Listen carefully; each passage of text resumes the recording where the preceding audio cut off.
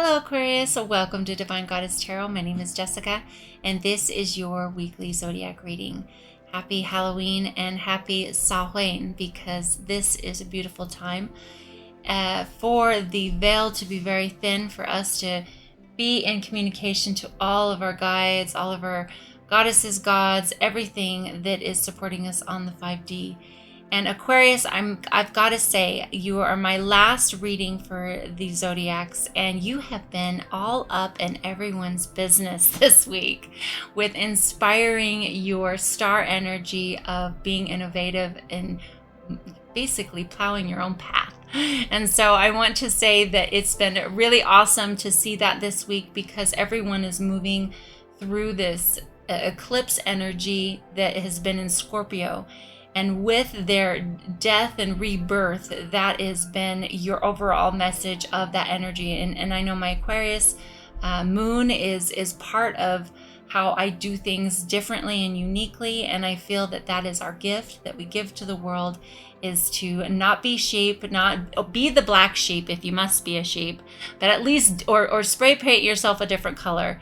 But the point is that do it your way, do it your authentic way to you and where your passion and heart is. So with that said, thank you very much for being that light, for being that star, that North Star for everyone. And let's see what reading and what messages are coming through for you this beautiful week. So thank you for your beautiful energy. And let's see what messages are coming through for you at this time. And with this Scorpio eclipse energy, rising above, clarity, freedom, and solution. So definitely beautiful energy for the week of kind of that rebirth. And we all have been going through it, like with all the retrogrades and now eclipse season. There's been a lot of tower moments for everyone. And of course, we're entering the age of Aquarius. So that's all about change. And so it really is the energy. And once we go through another layer of change and more tower moments, then it's the time, like what Aquarian energy is to do it different. Don't go down the same road. Do it different. Learn a new way.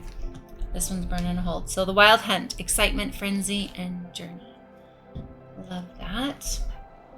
And with your spiritual support group, which is like I said, your guides, your goddesses, gods, anything that's on that 5D, they're really close right now. The veil is very close. So make sure to share your love and gratitude for all your ancestors. Sacred purpose, eternal flame, and ancestral legacy, speaking of. So they are showing up with the reinforcement that you are living your purpose and breaking the spells of ancestral legacy. And that's how I read that, because that's what we're here for, is to do it different than they did it. Right there, gracefully aging. All right, let's define all these messages with the tarot and we ask tarot for Aquarius of how they are rising above for clarity, freedom, and solutions. What messages do you have right there? Seven of Swords, Page of Cups, bottom of the deck, Three of Swords. All right.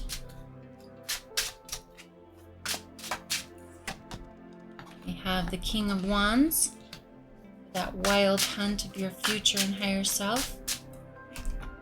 Two of Pentacles, bottom of the deck, Ten of Wands, sacred purpose, and ancestral legacy. What messages for Aquarius? The Sun, the Moon, beautiful, and Three of Wands. Messages regarding this gracefully aging do you have for Aquarius? Ace of Cups, Ten of Swords, Star. There you are. All right. Well, I was going to say it was going to be really rude if you didn't show up in your own reading after all that. Busybody and everywhere. Okay, let's break this down a little bit. And I love this. You do have the Three of Swords here, which is never fun. Some of you could be dealing with perhaps some infidelity, broken heart, this also represents forgiveness. And so sometimes when we've gone through difficult things, hence the rising above, we can have the tendency of staying in a holding pattern of hurt, resentment, fear, pain. And really, forgiveness is for ourselves. It's not for the other person. And sometimes it's forgiving ourselves for allowing that person in our life. So I'm really feeling that as you are rising above, you are having clarity, freedom, and you're seeing the solution to it. That you are overcoming this energy with that because you're rising above it. And I just feel, so I'm going to read this way on this side. This is what you've been through. This is perhaps your tower moments that have been happening with everything. It could have been even, some of you, I'm feeling that this could be some time away, but you're kind of done with being in that energy. You're done with feeling this way. And so the choice is forgiveness. It's forgiveness of the other person and rising above it. And I do see with this creates, when we forgive someone else, we create freedom for ourselves. We're not holding that. And it's so powerful. And in fact, with this gracefully aging, this just clicked with the message of why that is. Because when we live in a toxic environment of resentment, shame, guilt, untrustworthiness, we literally age ourselves. It is something that I have learned that when I hold on to all of that, it's like poisoning myself. And I know that when we all do it until we don't. And so with that, the Page of Cups and then the Seven of Swords. So the Page of Cups comes directly above it. And I really feel that something is coming for you. Whether or not this is even just your gift of manifestation of what your focal point is, your North Star, okay? We're going to use the little fish as your North Star of what you really want. And that is the goal. That is your vision. That is what you decide you want, and you go after it. You hold the space for it. You point and shoot. You get clear on what you want, ground into that masculine energy, and then you let it fly. You let it go. Don't worry about it anymore, and you move with your life in a different way because you have that knowing. Letting go is the secret sauce to manifestation. It's letting it go. It's knowing that it's already done and vibrating at it as if it's already received in the physical. It's matter. It's not the spiritual. It's spirit, turning spirit into matter, turning what you want on this side, what you want into the physical. That fish is there. So with that, it's time to take what's yours and leave it. Leave the rest. Leave what isn't yours anymore. Know what you have the power to change, and leave what you don't have the power to change where it's at. It's not yours to pick up. It's not yours to carry unless you choose. There's no right and wrong in the universe. It's only what we choose to agree with. And so when we choose to rise above a situation and see it for the clarity of the lesson, the reason, the season, or the lifetime. And I really like the reason, a season, or even a chapter, because that's where it has fundamentally changed my life, is when I choose to see the silver lining in something, the lesson in it, the teacher in it, what it's showing me about myself, what I'm allowing in my life. Because the universe is only our mirror. It only shows up what we're dishing out, what we're vibrating at, what we allow, what our level of love is. And usually we get that level of love when we're children, and it comes from either toxic or just unknowing parents. It could be neglectful, abusive, many things. So if you have any of those things in your equation, that level of love is small. We actually equate love with those things. And so when we take and learn how to love ourselves, learn a different way, to choose to educate ourselves on how to love through loving. Relationships show us how we're loving. Our partnerships show us how we're loving. Our 5 closest relationships show us how we are loving ourselves. And that is the point with which we accept love in our life. And there's a couple of other readings that had a very similar message, and I'm reiterating, my experience in that, regarding that it only shows me what I know. And then from there, my higher self goes, that's not love. That's not love, because it's not. And so that's where I went and searched to do it different, because I felt like I couldn't do it anymore. I didn't know how to do this thing called life. I didn't know how to love. I didn't know how to do it. And there was a part of me, though, that did. I just knew what love wasn't. And that's what our situations, that's what religion, that's what toxic relationships show us, is what love isn't. The antithesis of love. And so when we're shown that thing that isn't, we start moving forward more to what it is. That's that North Star of going, our soul knows what love is. We know this is in alignment with it. So we create change if we choose. And your higher and future self is really wanting you to tap into this King of Wands energy, Two of Pentacles, and the Ten of Wands.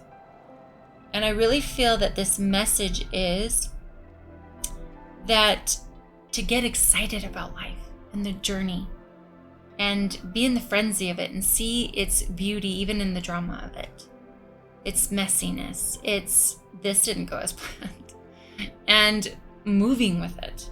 Embracing it. The King of Wands is this king energy is really having vision for your life of what you want. And when you put that out into the universe, into the vortex of just your ideas, thoughts are things, then we point our thoughts are the point of attraction for which we aim.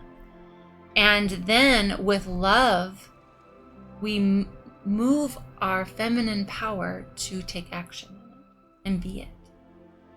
And if we're stuck on that point of attraction is still stuck on this, that Three of Swords energy, we're still holding grudges, we still can't move past it, then we can't move into what we truly have the capability of attaining. It's just stuck. It's not a bad thing, but you're not done until you choose to be done. Forgiveness is really that gateway to freedom. And with that, we see life differently when we free ourselves of it. Then we are the king of our domain, and we go, okay, I have vision for my life, and I'm going to create something different, not that. And I'm not going to stay stuck in that. And so balance is key. Balance is, but I've been going kind of away from balance, because it's more of choosing harmony. And harmony is excitement. It's movement. It's fluid. It's coming from all directions. It's when you think of music and harmony and its flow, it's not just these two little scales that are moving. Life is so much more than that. It is finding your harmony and balance in that, and in letting it flow. And when something moves out of your equation, to let it go. It's not holding on to it, because that's just fear. That's not love. And love is the absence of fear. And when something wants to leave, the universe is trying to move it out of your equation, so that this thing you want, this thing you know you want of love, is brought into your equation, because that's your point of attraction, but you're holding on to something that isn't love. So let it go, let it move. And when we balance that out, or we have harmony with that, then we can really pick up what's ours and cash in on all the abundance that's flowing into our life, because we're in harmony with it. This isn't harmony. This is holding, this is attachment to what is no longer serving us. And we're not letting it go. And we're not taught to let things go as children. We're not taught that. There's so many things that should be taught in school. Oh my gosh. Letting go would be really huge. Not to mention knowing how to do our taxes. But point is that this is our soul's journey, is to learn these things. Learn to let go. Learn to be. It's a beautiful thing when we can learn to forgive and see the beauty in the lesson and not the victim aspect. But it's a choice. A book that I highly recommend is Man's Search for Meaning. I mention it a lot, and it's because it is really, we are the masters of our life, no matter if we're, so I'll go back a little bit before I get into that. So Viktor Frankl is the author of Man's Search for Meaning, and he was a psychiatrist in World War II in the concentration camps. So his viewpoint of it is very amazing. Like, he doesn't get into the gory stuff, he gets into the science aspects, which I really love, and looking at it from a very different perspective than any other basically documented aspect. So the viewpoint is how we walk into things. We really have the power of how we choose to walk into things, even a gas chamber. We have the power to choose whether we will fight it or we will go with it or be at peace with it. And he saw every way in which you had a choice to show up in whatever life was showing you. And it's really an eye-opener because it also makes our life look like, well, we don't have any problems. But that's not necessarily truth either. It's not to minimize anyone's journey, but it is creating some perspective. And so when you go over to your sacred purpose of eternal flame and ancestral legacy, and you tap into perhaps even relatives that have been through such horrific things, I know that we're actually living in the easiest time to live, which is now, just based off of our science,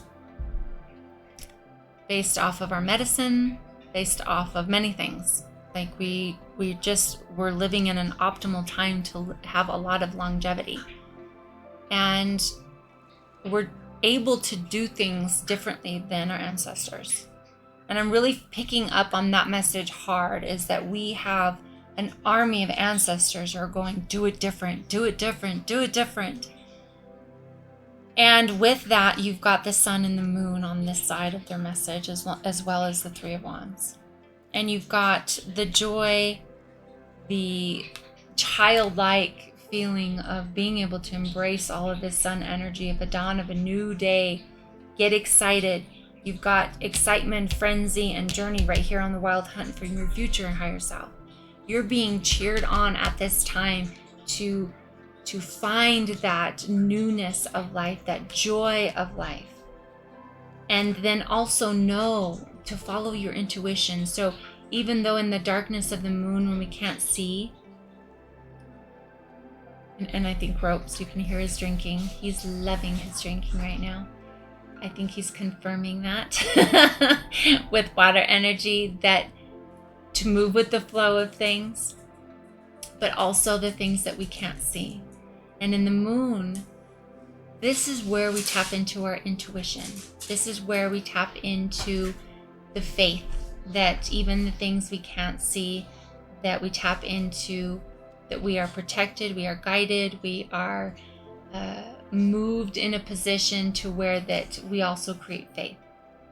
And the sun is this reminder of dawn of a new day. Go back and be joyful like a child, and the newness of life. You know, kids wake up every day with such excitement and joy, and not knowing what's around the next bend. And so I really feel that this journey, it's so short. It's not guaranteed of how even long that we'll be here. Tomorrow's not guaranteed. So be in the moment, have a good time, be in your authentic truth, see your vision, and move through that.